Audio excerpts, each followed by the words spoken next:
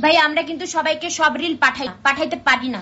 Reel পাঠানোর আগে কিছুক্ষণের জন্য স্ট্রেস হয়ে যায় যে এই রিলটা কাকে পাঠাবো, সে আদৌ ব্যাপারটা বুঝবে কিনা, তার আইকিউ লেভেল কত, এর হিউমার লেভেল কত, সে কতটা আদৌ হাসবে। কারণ মিম বোঝার জন্য যে দক্ষতাটা লাগে সবার সেটা থাকে না, সবাই লেজেন্ড হয় না। আমার তো আলাদা আলাদা গ্রুপ আছে, গ্রুপের ফ্লেভার অনুযায়ী আমি রিল পাঠাই। কিছু গ্রুপ যেখানে তুমি অশ্লীল রিল পাঠাতে পারো, কিছু যেখানে ভদ্র, কিছু মানুষকে ধার্মিক রিল, কিছু মানুষকে খাবারের রিল, মানে ভাগ ভাগ করা, যে যেরকম টাইপের তাকে সেই অনুযায়ী আমরা রিল পাঠাই। কিছু রিল আবার গ্রুপে পাঠানো যায় না, ওইটা আবার আলাদা করে আমি বেস্টিকে পাঠাই, কারণ ওইটা একমাত্র ওই ক্র্যাক করতে পারবে। বয়স বাইরে গেছে, সিঙ্গেল, এইগুলা রিল আমি আমার বেস্টিকেই একমাত্র পাঠাই। সেম মেন্টাল, মানে মেন্টালিটি হওয়া দরকার রিল আন্ডারস্ট্যান্ড করার জন্য।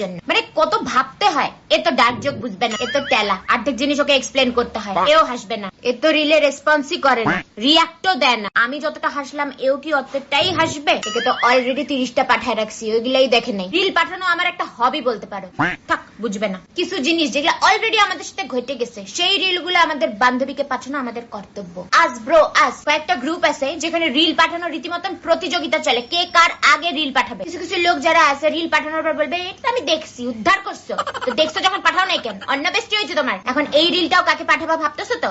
হয় হয়, আমি তো মাঝে মাঝে নিজেকেই পাঠাই দিই, নিজেই দেখবো নিজেই হাসবো।